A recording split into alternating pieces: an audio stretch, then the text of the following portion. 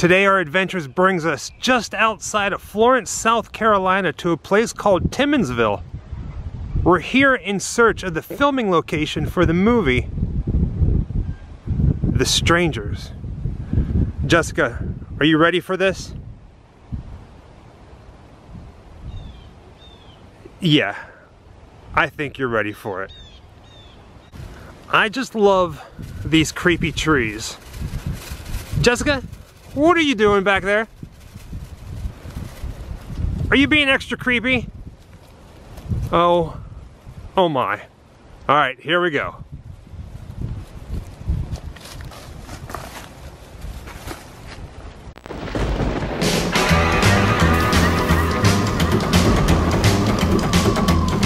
Wherever I come, bad luck is coming my way. Wherever I go, hard luck is there to stay.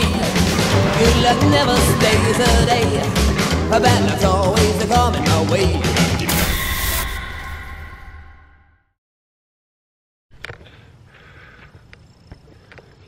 Most people choose a home for the neighborhood, or the schools, or the size. But some people choose a home for a completely different reason. This house was chosen in 2008 as the main setting for the movie The Strangers, starring Liv Tyler.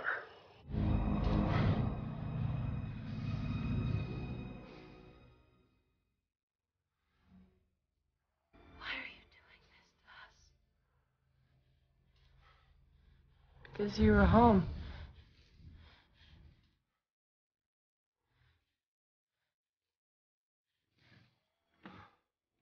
This house truly is in the middle of nowhere. Even so, it is private property. There are signs that says warning, security cameras in use, and a giant stop sign right here at the end of the driveway. So we are not going to be going anywhere near this house, but we can get our shots from where we stand. Jessica, do you have something to share about this house that was used in the movie The Strangers? Well, did you know that this movie was inspired by 3 real-life events? And I know that it was based on a true story, or am I wrong about that? It was based on multiple things. I mean, when I was a kid, I went up to stay with my grandmother in a small town, and as I was leaving, I was around 11 or 12 years old. My dad gave me a book to read, and he gave me Helter Skelter, which was a very strange pick, and I had no idea what it was, but I kind of, I read it over this, week and a half, and got really interested in it, and what grabbed me about it wasn't Charles Manson and wasn't the mythology of the family. It was the idea that, the book laid out in so many details. It drew me into those nights where these murders occurred, and I started to get fascinated with the idea that I'm reading a book, that is telling me everything about what happened with these murders, but for the people that were in the house, they had no idea. So I kind of started that interest in the idea of looking at victims in these kind of cases, in these famous cases, and thinking what happened to them. And then as I, continue to think about scary stories, I remembered another incident that was around that time where I had been in a house with my little sister that was very similar to, the house in The Strangers, out in the middle of nowhere, and a group of people had gone and knocked on doors, and they were knocking on every door on the street with the idea that whoever didn't open the door, they would kick in the door and rob the place. And my little sister at 7 years old actually answered the door and saw these people and talked to them, and they asked for some fake name or something, and she didn't know who that person was, and so they went to the next house, and I remember thinking even back then, like, God, if they had kicked in the door, what would we have done? And so those two things, were really kind of the beginning place for, I wanted to tell a story from the point of view of somebody's you read about in an obituary or something like that. And then in 1981, there's still an unsolved set of murders in a place called the Ketty Cabins. 1981, springtime in Plumas County. 3 people were found murdered in a cabin. Sheriff Greg Hagwood is talking about this cabin, Cabin 28. where single mother of 5, Glenna Sue Sharp, known as Sue, was murdered, along with her teenage son John and his friend Dana Wingate. They were all tied up, bludgeoned, and stabbed to death. Sue's 12-year-old daughter Tina was taken from the cabin. Her decomposed remains would be found 3 years later. We had a very brief conversation with the owner of the property, and he graciously invited us on the property so we can get behind the house and take a look at the barn. So again, no trespassing, always ask for permission first. This is awesome. Here's a shot of the driveway looking out to the main road. This is where the car would have been when it got rear-ended by the truck. And a lot has changed since 2008. Way down there across the street, they added a whole bunch of light poles to make it look like it a lot further than it did. I probably run like over a mile a day on set. Just before every take, I have to like go out and do my laps. They're like, okay, we're running. And then they wait until the last second and they call rolling and we kind of like run in just to get out of breath and be sweaty and have that kind of, that energy. Because you can't just go from sitting here talking now to being that terrified. Who is that?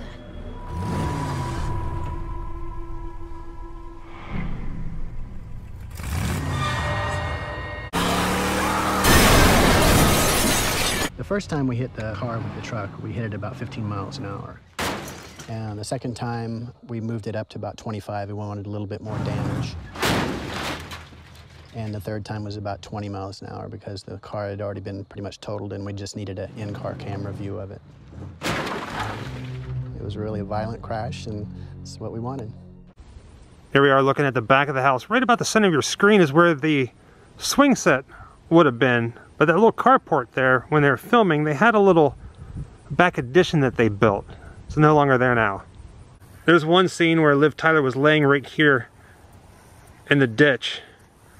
And you can kind of make out where things were in the movie with the barn and the stumps. But this is it, the backyard. It is peaceful.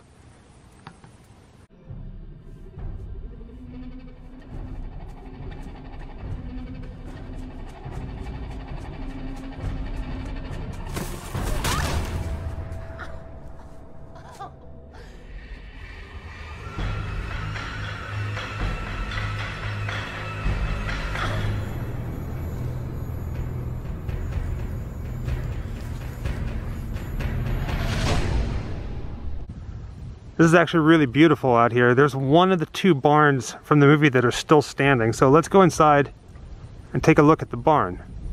The ham radio scene. Inside the barn here on the property, right over where Jessica is currently standing. This is where Liv Tyler would have been on the ham radio. That's your best acting, Jessica? Yep. Yeah. It's cool. This is amazing.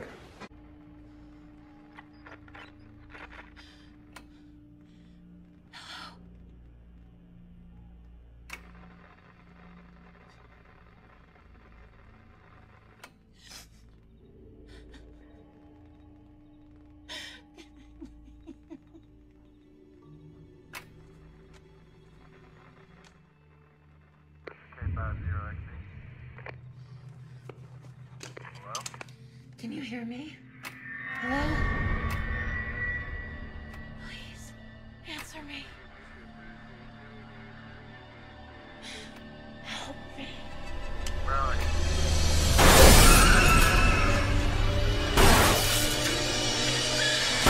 I won't lay down because it's wet. No, you're good. It was wet when she was laying down. I felt bad for her. There's Jessica hiding behind the drag hair. Do you remember in the movie where Liv Tyler was hiding behind it? Something very similar. You're just too cute, darling.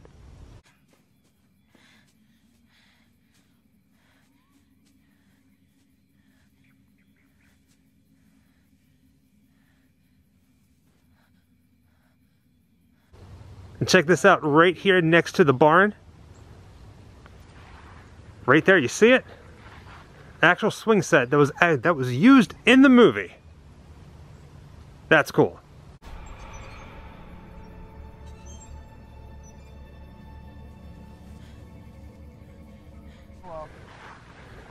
Even though the trees aren't here anymore, the stumps still are.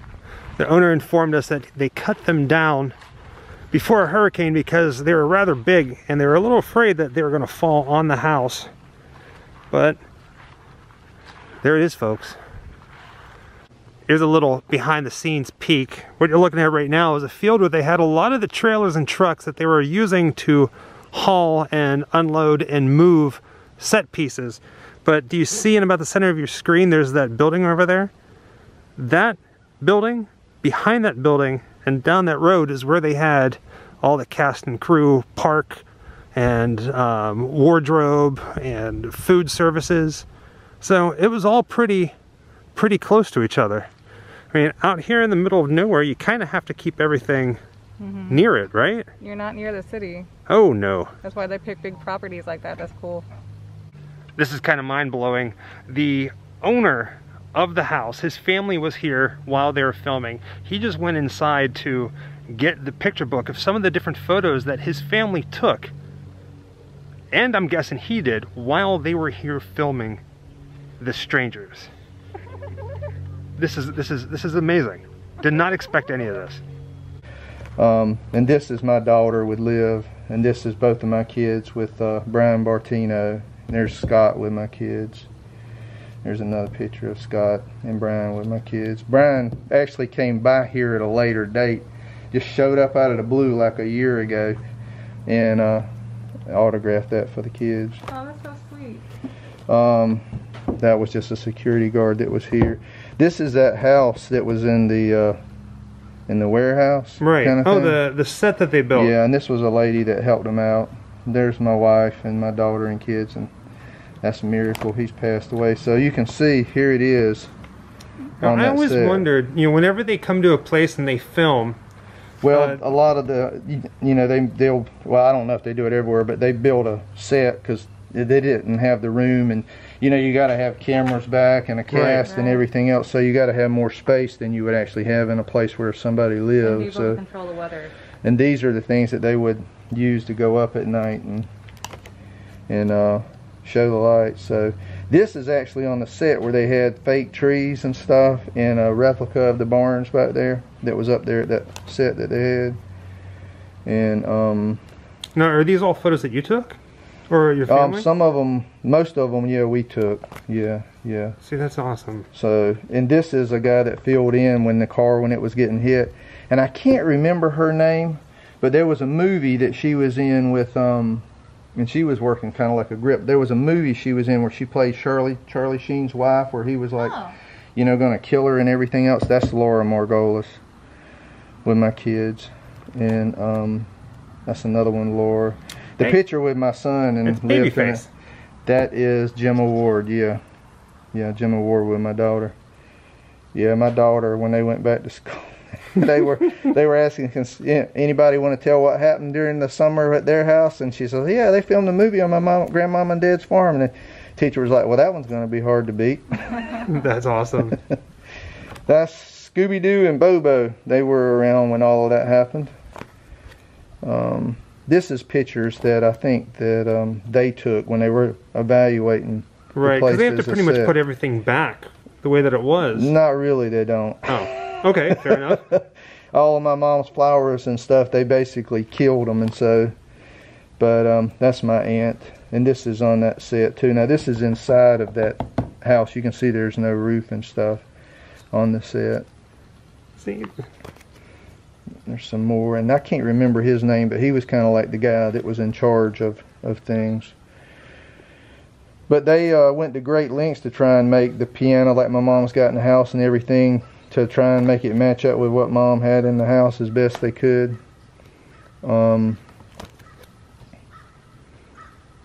That's just crazy. Talk about a serious memory too. Yeah. That's somebody else that came out here. I don't remember. Jared Thompson and Chapel Mosley. That's a picture. They actually gave us a picture that's in the house mounted on the wall. That's like the table and stuff in. Oh, the one that they built. Yeah. So that's basically it. So it kind of looks like we picked up a stranger. Yeah, I went ahead and said that. There you go, Jessica. That's actually pretty darn creepy.